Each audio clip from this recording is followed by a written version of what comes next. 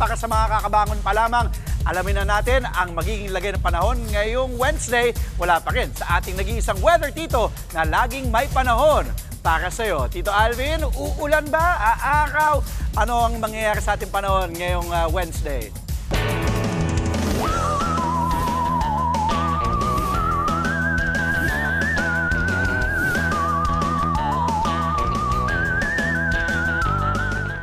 Good morning, Kuya Andre, at good morning mga kapatid.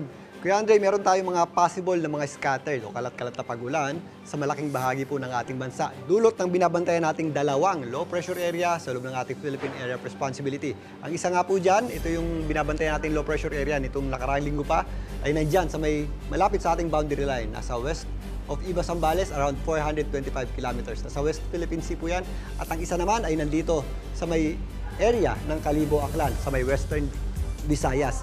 Ito po ay hindi natin nakikitang maging isang ganap na bagyo, pero ito pong ating dalawang low pressure area ay nagdadala po ng mataas na tsansa ng pag-ulan at mga possible na scattered o kalat-kalat na pag-ulan sa malaking bahagi ng Visayas, Bicol Region, kasama na po dyan ang Mimaropa at ilang bahagi ng Quezon. Kaya again, mag-ingat po tayo sa mga possible na pag-ulan at mga thunderstorms at mga epekto nito gaya ng mga flash floods at landslides. Pero pag wala po tayong pag-ulan, asahan pa rin po natin ang matinding init ang panahon at alinsangan sa malaking bahagi na po yan ng Luzon. Although meron tayong mga thunderstorms na nararanasan sa malaking areas ng Luzon, naging mainit pa rin po kahapon. Nakapagtala po tayo ng hanggang 45 degrees Celsius na heat index dyan po sa may Pangasinan. Ganun din po sa may area ng Isabela, kasama na po dyan ang Baler, Aurora. 44 degrees Celsius naman ang inabot na heat index kahapon. Yan po ay nasa mapanganib na antas ng heat index pa rin ha. Diyan po sa may area ng Cavite, kasama na po dyan ang Daet. Ngayong araw na ito, matataas na heat index pa rin ang ating aasahan. Posible pong pumalo yan sa hanggang 44 degrees Celsius, dyan po sa may Cagayan. Kasama na po dyan ang area ng Cavite. Naglalaro naman sa hanggang 43 degrees Celsius at 42 degrees Celsius ang ating heat index sa may Isabela.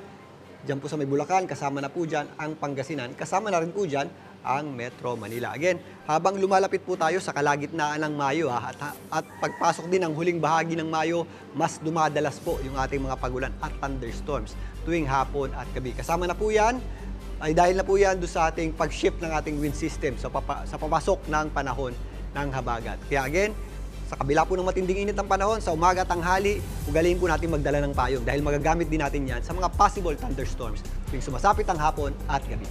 At yan muna ang latest sa ating lagay ng panahon. Muli, ito po ang inyong Weather Tito Alvin, na lagi may panahon para sa iyo. Mga kapatid, Dimples Romana po, kumpletuhin ang inyong umaga ng mga kwentong puno ng inspirasyon. Salubungin po ang bawat araw ng may ngiti at pag-asa. Kaya't mag-subscribe na po at mag-follow na sa aming social media pages ng News 5.